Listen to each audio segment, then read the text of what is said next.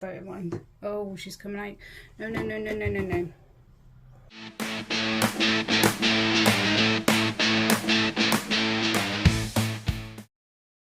Hello, welcome back. Today we are housing the most beautiful tarantula in the world.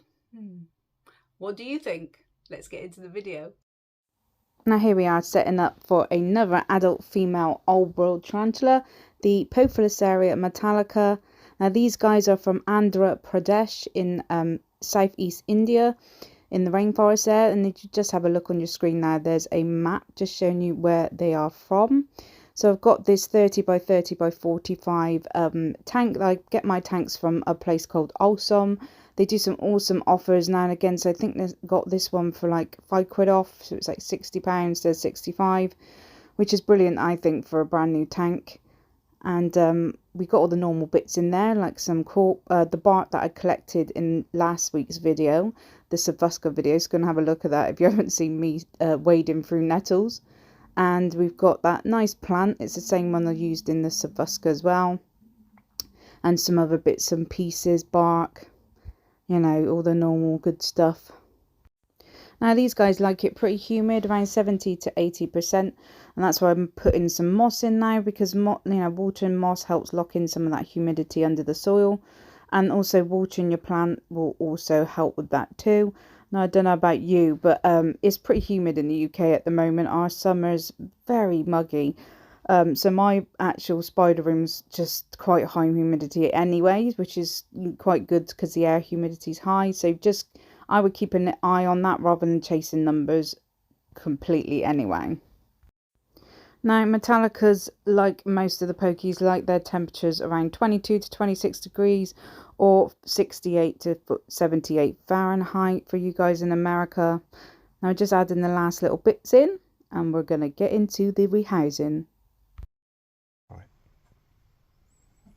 Right, so she is up quite high, so I'm going to have to be careful now that she didn't just run out really quickly, because I thought she was going to hide, but she's not.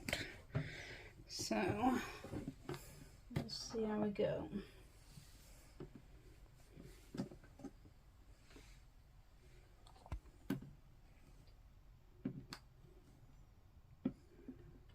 What I might do is take that bark out so it doesn't fall on her for a start. I do not want that. I don't want her on my hand.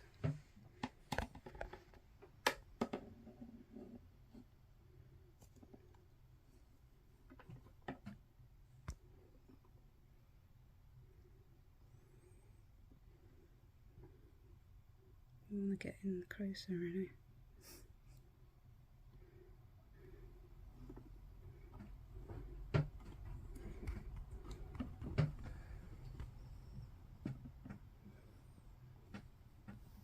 Now as you can see there's all her webbings all over that cork bark.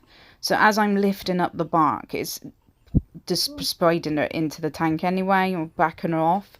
So I thought I'd just carry on with this method, or just, as I ended up doing, popping the bark into the tank with her on it, so we could then remove the tub. She's out of the tub. Look at those blue legs. Get in a good cut. She won't run out now. She's on that bark. Honestly, she won't. Look at that colour. Doesn't even pick it up very well on that, does it? Well, she doesn't run at me. She doesn't want to leave that bark. Now I'm just going to use my paintbrush to try and persuade her off the bark. And see one little tap on that leg, and she wanted to move forward. So I was a bit shocked about that. That's a good photo of mine. Oh, she's coming out. No, no, no, no, no, no, no.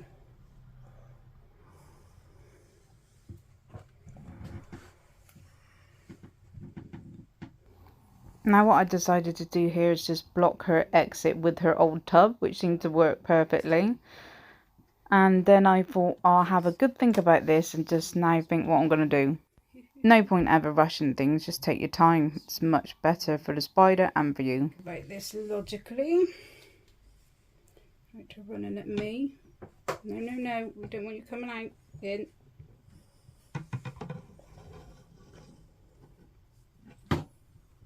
Now I thought if I move this bark just over slightly into the tank, maybe, and just block her exit, maybe she'll walk off, which I thought she was doing to start with. Oh, she will not let go of that bloody bark. No, come on, go that way. No. But as you can see, she really didn't want to let go of that bark. So here, what I should have done is got the paintbrush again, just gently persuaded her off, but I was too busy looking at, trying to pick the bark up and keep the tub there at the same time. So in the end, I've just ended up dropping it. That's my fault. It's very hard doing it with these, but they do help. Now, there's two reasons why I wanted to get an adult female of this species. One, they're just stunning, absolutely beautiful colours, and two, because they are so critically endangered now in the wild, I thought if I buy a captive bred adult female, I can try and breed them, which then we get captive bred slings in the hobby, which is brilliant, you know, for the hobby, and also stops this illegal pet trade, which is part of the reason, which you can see on this little poster here, the reasons why they are now critically endangered in the wild and classed as CITES species. Don't try and run out.